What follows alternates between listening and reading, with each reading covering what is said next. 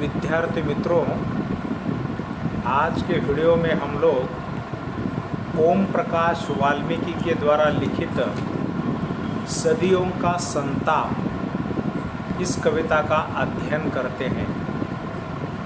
ओम प्रकाश वाल्मीकि मूलतः एक चर्चित अम्बेडकरी विचारधारा के रचनाकार माने जाते हैं। इनका जन्म 30 जून 1950 में उत्तर प्रदेश के मुजफ्फरनगर जिले के बरला नामक गांव में हुआ है। उनके पिताजी का नाम छोटा लाल या कई लोग उसको छोटन लाल इस रूप से मानते हैं। माँ का नाम मुकुंदी देवी और पत्नी का नाम चंदा। उनकी पत्नी एक गृहिणी के रूप में रही है। उनकी आरंभिक शिक्षा बरला देहरादून में हुई है और एमए उन्होंने हिंदी भाषा में किया और हिंदी भाषा में एमए की परीक्षा पास करने के कारण उनको हिंदी लेखन की एक रुचि उचित ढंग से लगती है। उन्होंने परिस्थितियों का सामना करते हुए अपना जीवन यापन किया है। परिस्थितियों के कई यानी कि क्षेत्रों में वो अवतरित होते हुए अपनी शिक्षा भी पूर्ण की है। शिक्षा ग्रहण करते समय उनको कई सारा देखिए अध्यापकों का भी या व्यवस्था का आतंक उन पर होता रहा। सब सहकर वे देखिए उच्च ढंग की शिक्षा प्राप्त किए और अपने अनुभव उन्होंने अपने लेखन के अंतर्गत दर्ज किए हैं। उनके द्वारा लिखित कविता संग्रह में 2 ही कविता संग्रह चर्चित रहे। सदियों का संताप, बस बहुत हो चुका, ये 2 काव्य संग्रह उनके प्रकाशित है। कहानी संग्रह में सलाम और घुसपैठिए ये 2 रचनाएं उनकी प्रकाशित हो चुके हैं।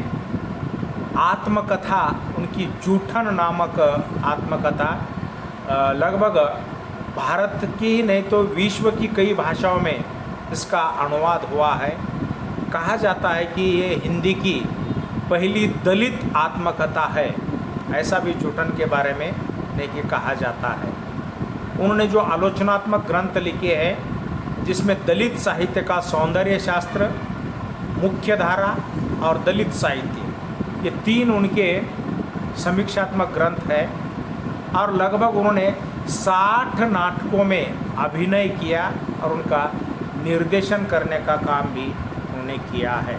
तो एक ऐसे नाट्य कलाकार के रूप में भी वे जाने जाते हैं। और एक उनकी रचना जिसमें देखिए सफाई देवता इस नाम से उनका समाजशास्त्रीय अध्ययन कि ये प्रकाशित हो चुका है। और उनके समग्र लेखन के लिए ओम प्रकाश वाल्मीकि को कई पुरस्कार भी मिले हैं। डॉक्टर अंबेडकर राष्ट्रीय पुरस्कार ये उन्हें 2003 में प्राप्त हुआ है। साथ ही साथ ने कि यहाँ 2001 का कथाक्रम सम्मान ये भी उनको प्राप्त हुआ है। न्यू इंडिया बुक का पुरस्कार भी इन्हें मिला है। 2007 का 8वां विश्व हिंदी साहित्य सम्मेलन और 2008 का न्यूयॉर्क तथा अमेरिका का सम्मान भी यहाँ ओम प्रकाश वाल्मीकि को मिला है। देखिए ऐसा भारत भूषण सम्मान से भी वे देखिए नवाजे गए। इतना ही नहीं, यहाँ ध्यान में रखो कि वे स्तरीय ढंग के साहित्य लेखन करने वाले रचनाकार होने के कारण उनको समग्र परिवर्तनवादी विचार प्रवाह बड़े आशा और अपेक्षा के साथ देखता रहा। तो ऐसे विविध आयामी ओम प्रकाश वाल्मीकि का देहांत 17 नवंबर 2013 को हुआ है। तो ये उनकी मृत्यु की तारीख आपके पुस्तक में नहीं है, वो भी यहाँ ध्यान में रखो कि वे 2013 में उनका देहांत हो चुका है। अस्मिता दर्श के एक साहित्य सम्मेलन जो नागपुर में होता है, तो वो हिंदी लेखक के रूप में उसमें वो सहभाग लिए हैं। तो ऐसा एक जीवन परिचय यहाँ ओम प्रकाश वाल्मीकि का। उनकी सदियों का संताप नामक कविता आपके पाठ्यक्रम में दी गई। तो कविता छोटी ही है, कविता की पृष्ठभूमि देखो, पृष्ठभूमि देखने के बाद समग्र कविता आपको ध्यान में आ जाएगी। ये कविता ओम प्रकाश वाल्मीकि की एक दलित वैचारिकता की प्रगल्भ ऐसी कविता कही जाती है, क्योंकि सदियों का संताप ऐसा उनका काव्य संग्रह का भी नाम है। और इसमें संग्रहित ये कविता एक वैचारिक प्रगल्भ कविता मानी जाती है। वो कैसी वैचारिक प्रगल्भ कविता है? आपको मालूम है कि हजारों साल से गुलामी की जंजीरों में जकड़ा हुआ एक दलित समाज था। इस दलित समाज को शोषित, उपेक्षित तथा वंचित जीवन जीने के लिए यहाँ की व्यवस्था ने बाध्य किया था। धर्म एवं समाज के ठेकेदारों ने उसे अछूत मानकर उनके साथ ऐसा दुर्व्यवहार किया, नाना प्रकार की उनको यातनाएं दी, जानवरों से बदतर जीवन जीने के लिए उनको बाध्य किया और जानवरों से ज़्यादा जुल्म कि इन दलित समाज पर होता था। और यहाँ एक ऐसे जुल्म सहकर कि दलित वर्ग कि स्वयं कि दास्ता भरी जिंदगी जी रहा था। लेकिन डॉक्टर बाबा साहब आम्बेडकर जैसा सूर्य कि उनके जीवन में आया और उनके जीवन में आमूलाग्र ऐसा परिवर्तन हुआ। बाबा साहब आम्बेडकर के द्वारा बनाए हुए संविधान के कारण दलित वर्ग को कानूनी तौर पर एक समानता का अधिकार प्राप्त हुआ। उनको अलग ढंग से मानवीयता के अधिकार भी प्रदान संविधान के द्वारा हुए। उच्च नीचता का भेद वैसे पूरे ढंग से कम नहीं हुआ, लेकिन उसमें थोड़ा सा परिवर्तन आ चुका है। तो भी दलितों के मन में उस समय उन पर जो हुआ अत्याचार है, उस अत्याचार के प्रति एक संताप की भावना है, एक चिंता है। सदियों से उनके घर में ये संताप घर कर बैठा हुआ है। तो कवि इन दलितों को सूचित करते हुए कह रहा है कि अब ये आप कब तक कि इसी इंतज़ार में भयानक का ऐसे त्रासदी में जियोगे। आपको ये त्रासदी भरा जीवन त्याग कर सवर्ण वर्गों के साथ एक समन्वय का भाव अपनाते हुए जीवन यापन करना होगा। ये संदेश इस कविता के माध्यम से कवि ने यहाँ पर दिया है। तो कवि क्या कहते हैं देखिए, दलितों को वो संदेश दे रहे हैं। दोस्तों, बिता दिए हमने हजारों वर्ष इस इंतज़ार में कि भयानक त्रासदी का युग अदबनी इमारत के मलबे में दबा दिया जाएगा किसी दिन। जहरीले पंजों समेत फिर हम सब एक जगह खड़े होकर हथेलियों पर उतार सकेंगे एक एक सूर्य जो हमारी रक्त शिराओं में हजारों परमाणु क्षमताओं की ऊर्जा समाहित करके धरती को अभिशाप से मुक्त कराएगा। कवि का एक आशावादी स्वर है। वो उनको कह रहे हैं कि अब हम लोगों ने हजारों वर्ष ने कि इस गुलाम की अवस्था में जीवन यापन किए, हमारा शोषण होता रहा, भयानक त्रासदी में हम लोगों ने ये जीवन जिया है। अब अदबनी इमारत के मलबे में कि ये जो हमारे शोषण ये सब ने कि अब नष्ट करना होगा, दबा दिया जाएगा किसी दिन। जहरीली पंजों समेत जो हम पर जहर उगालने का काम यहाँ की व्यवस्था करती थी, ये सब ने कि यहाँ पर नष्ट हो गया, यह नष्ट होने वाला है। फिर हम सब एक जगह खड़े होकर, सब ने कि दलित हो, सवर्ण हो, सब लोगों को एक जगह खड़े होकर अपने हथेलियों पर ये नया सूरज की रेखाएं ने कि यहाँ पर प्राप्त करनी है, क्योंकि स्वतंत्रता मिली है। स्वतंत्रता का सूरज सबके लिए है, इसीलिए सूरज की रश्मियाँ का अनुभव हमें भी लेना है, स्वतंत्रता के मूल्यों में हमें भी जीवन यापन करना है। हजारों परमाणु क्षमताओं की ऊर्जा समाहित करके धरती को अभिशाप से हमें मुक्त करना है। मतलब हमारी धरती अब एकता वाली धरती है, ये आदर्श हमें देखिए देश में निर्माण करना है। इसलिए अब देखिए यहाँ हमें ये सर्वस्थिति भूल जानी होगी। परंपरागत रूप की जो पहले हम पर जो अत्याचार हुआ वो सब व्यक्ति को भूल जाना होगा, ऐसा संदेश कवि यहाँ पर कहता है। मतलब इन पंक्तियों का भावार्थ यही है कि एक दलित संवेदना के हस्ताक्षर देखिए ओम प्रकाश वाल्मीकि सदियों का संताप इस कविता में अपनी वैचारिक ऐसी प्रगल्भता यहाँ पर प्रस्तुत करते हैं।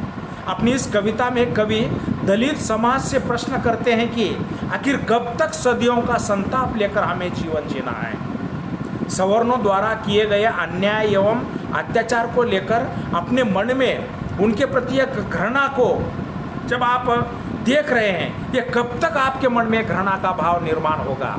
इस घृणा को आप दूर करो। ये घृणा सबके लिए एक अभिशाप के जैसी है, इसीलिए घृणा को दूर करते हुए सबके साथ एक समता का भाव निर्माण करने वाला, भाईचारा निर्माण करने वाला विचार रखकर जीवन यापन करते रहो।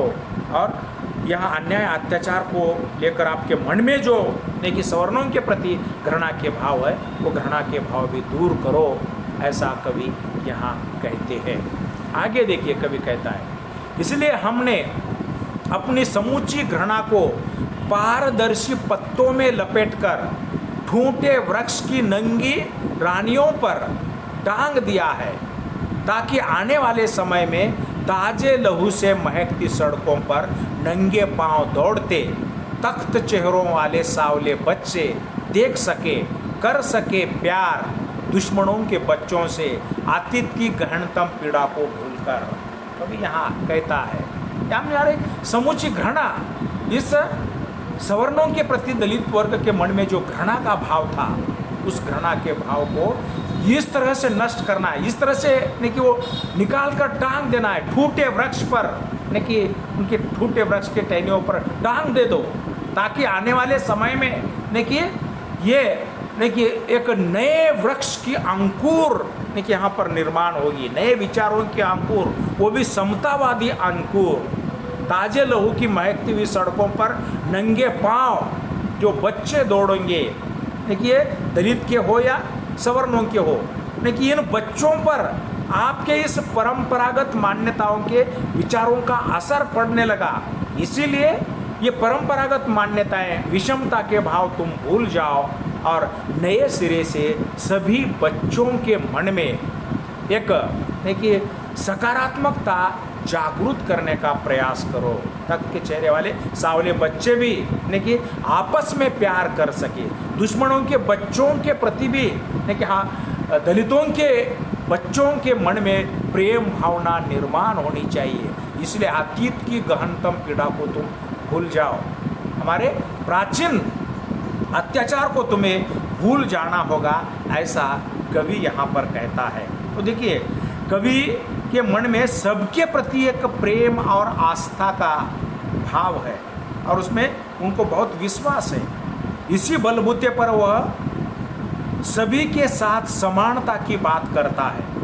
उनके अनुसार दलितों को भी सवर्णों द्वारा किए गए अन्याय अत्याचार को भूलकर नए सिरे से जीवन जीना चाहिए, ताकि हम बेहतर जीवन जी सके एवं तरक्की कर सके। क्योंकि ये भाव अगर हम लेकर जिएंगे तो सवर्णों का और दलितों का ही कल्याण है, उनके जीवन में तरक्की होगी। इसलिए अपने मन की घृणा को मिटाना चाहिए। सवर्णों के प्रति दलितों के मन में जो घृणा भाव है वो मिटाना चाहिए। सभी को गले लगाकर पुराने दिन को भूलकर नए सिरे से जीवन जीना चाहिए। ये अपेक्षा कवि की इन पंक्तियों के पीछे की रही है। तो आगे कवि क्या कहता है देखिए, हमने अपनी उंगलियों के किनारों पर दुस्वप्न की आंच को असंख्य बार सहा है, ताजी चुभी फांस की तरह, और अपने ही घरों में संकीर्ण पतली गलियों में कण मुनाती गंदगी से टखनों तक सने पाँव में। मतलब दलितों ने बहुत कुछ सहा है, अपनी उंगलियों के किनारों तक दुस्वप्न की आँच ने की आग में उनकी उंगलियां जलती रही। असंख्य बार देखिए आग की तप्तता वो सहते रहे, कांटों की चुभन भी उनके पैरों में होती रही। देखिए जितना कष्ट ने कि जानवर सहते हैं उससे ही कई ज़्यादा ने कि कष्ट ये दलितों ने अपने घरों में सहा है। संकीर्ण ऐसी व्यवस्था के ने कि उनकी पतली गलियों में कनकनाती हुई गंदगी से ने कि ये सर्वस्व उन्होंने ने कि सहकर ने कि आपने उनके जो पैर घुटनों तक ने कि इसी कष्ट में सने हुए थे। नहीं, ये दलितों के लिए नया नहीं है, बहुत कुछ उन्होंने यहाँ पर सहा है। अब ने कि ऐसी सहने की स्वयं को आदत भी नहीं डालनी चाहिए, और ये सहना, ये पीड़ा आपको दूर करनी है तो सवर्णों के प्रति समन्वय के भाव निर्माण करना होगा। इसमें केवल सवर्णों को ही नहीं तो दलितों को भी आगे आकर दोनों में भाईचारा निर्माण करना होगा, ऐसा कवि का यहाँ पर विचार है। इसलिए कवि समाज की उलझन को प्रेम से सुलझाना चाहता है।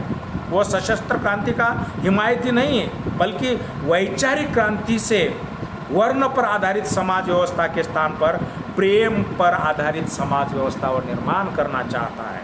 आपस में सौहार्दपूर्ण वातावरण, वर्ण विरहित वातावरण, भेद विरहित समाज व्यवस्था का निर्माण करना ये कवि का लक्ष्य है।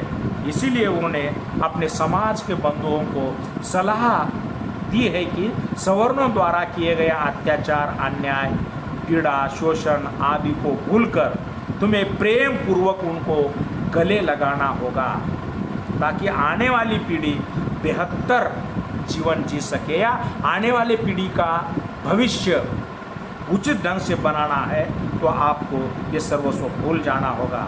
आगे कवि इस कविता के माध्यम से अंत में संदेश देते हैं। सुना है दहाड़ की आवाज़ों को किसी चीज़ की मानी, जो हजारों हृदय से मस्तिष्क तक का सफ़र तय करने में थक कर सो गई है।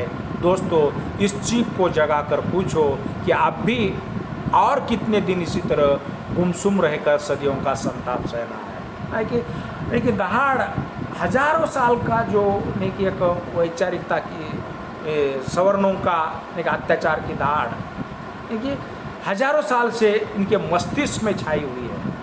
अब उसको निकाल कर अपने जीवन का सफाई तय करने में आपको लगना है। अब थक चुके हैं, यानी कि ये गुलाम है, गुलामों को ऐसा जीवन जीना चाहिए, उन सवर्णों की सेवा करनी चाहिए, ये सब भूल कर आपको नए सिरे से देखिए सदियों का संताप छोड़कर जीना है, ऐसा कवि यहाँ पर देखिए दलितों को संदेश देता है। वो कहता है, इस कविता के माध्यम से कवि एक न्यायप्रिय संदेश देता है, क्योंकि हमारे पूर्वजों ने शोषक और शोषित ऐसी दो जातियां समाज में निर्माण करते हुए शोषित समाज का देखिए बहुत सारा शोषण किया है। अब उनके बच्चे भी इसी तरह से शोषण करने के लिए तुलने की संभावना है और कर रहे हैं। इसीलिए अब उनके बच्चों पर उचित ढंग का असर हो, इसी कारण अतीत को भूलकर, प्राचीन को भूलकर, संकीर्ण मानसिकता को त्याग कर सवर्ण या ब्राह्मण ये भेद न करते हुए सबके साथ समानता और मानवता के साथ आपको जीना होगा। क्योंकि यह प्रवृत्ति भी है कि जो हर समाज में अब बड़े पैमाने में पनप रही है। प्रेम की धारा ही मनुष्य को मनुष्यता के साथ जोड़ती है। इसलिए सदियों का संताप कविता भी इसी प्रेम की धारा को आगे बढ़ाने वाली है, और यह कविता कवि की वैचारिक प्रगल्भता की पहचान देने वाली है। कवि ने यहाँ भारतवर्ष में सुख, समृद्धि, समानता लाने के लिए कि एक अपना वैचारिक भाव इस कविता के माध्यम से प्रकट किया है। तो कविता बहुत ही उच्च ढंग की है, इसे अध्ययन के तौर से देखो, यहाँ कविता का अध्ययन हो जाता है। धन्यवाद।